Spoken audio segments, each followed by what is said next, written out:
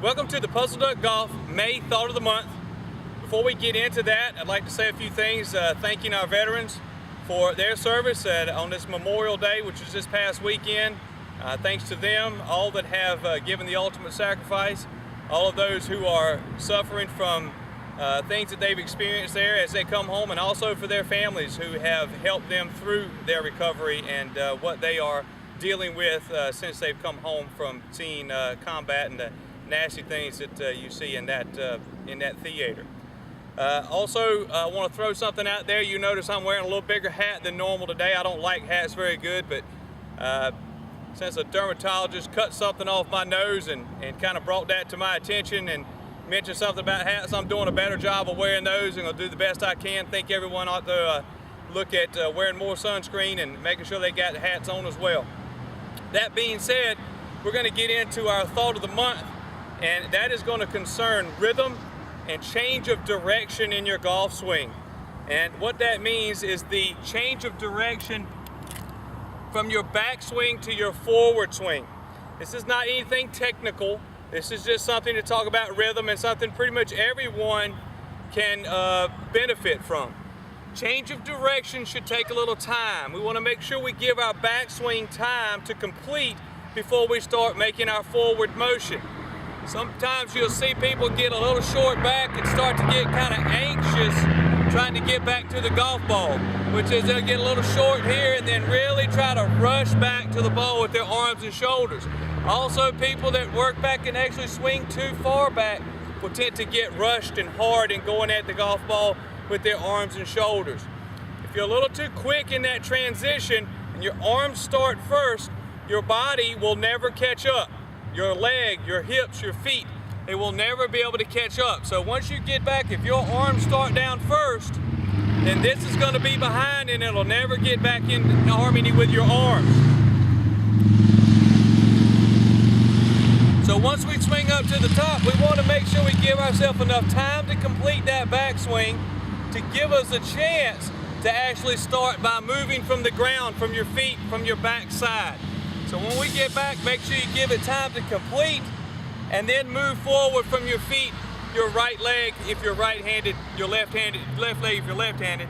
But we want to give ourselves time to complete the swing and gather at the top so we don't rush down with your arms and shoulders. Great drill to practice that is the 1-2 drill. That means we'll go back to the top in one and pause. Give yourself a second to gather. Then move through with your feet, your leg and your hips. Your arms will come behind and then actually swing through on their own, but we're giving it time to actually get engaged with our feet and our leg and our core. So we'll go one back, pause, two through, giving it time to complete the backswing. I've said that quite a few times, so that must be pretty important. Same thing in your chipping. We don't want to rush back to the ball trying to help it in the air, but give it time to complete the backswing before you move forward. Make enough backswing that you don't have to rush back into the ball. Same thing when we're talking about putting. As we swing back, we don't want to rush through. Give yourself enough backswing that you've got a nice smooth transition from back to forward. You can take a dime or a penny or something and put it in the back of your putter or on top of your putter and make a few strokes and see if you can make the stroke without losing the coin off the top of the club. That'll help you get a feel for a nice rhythmical change of direction. Getting back to actually swinging, or in any of them, the chipping or the putting also, a nice little drill to add to that is a breathing drill, where you actually feel like you're breathing in, going back with a in breath, and then a forward breath is going out. So you're breathing in, going back, and then blowing out, going through, giving yourself time to breathe in on the backswing and then blow out on the forward swing. That's just something to do as a drill, not trying to get you in your head or anything, just trying to get you a feel for breathing in, breathing out as you're going through, giving yourself time to complete the swing, making a smooth, rhythmical change of direction.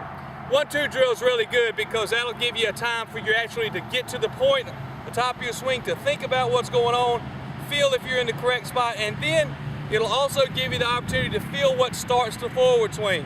Forward swing's not started with your arms, but with your feet, your legs, and your hips. So there's a turn back, a pause, a shift, a turn, and then comes your swing. Not the other way around, and then the body coming.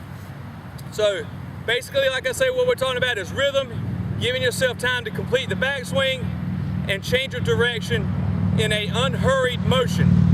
Thank you very much for taking your time to watch this. Always keep up with us at PuzzleDuckGolf.org. You can also go to the Facebook page, PuzzleDuck Golf, and like it.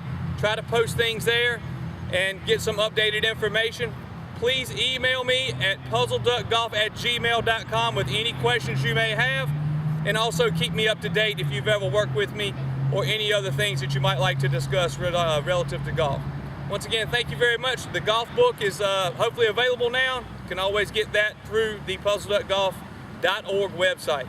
Have a great day, and we're going to look forward to seeing you in June.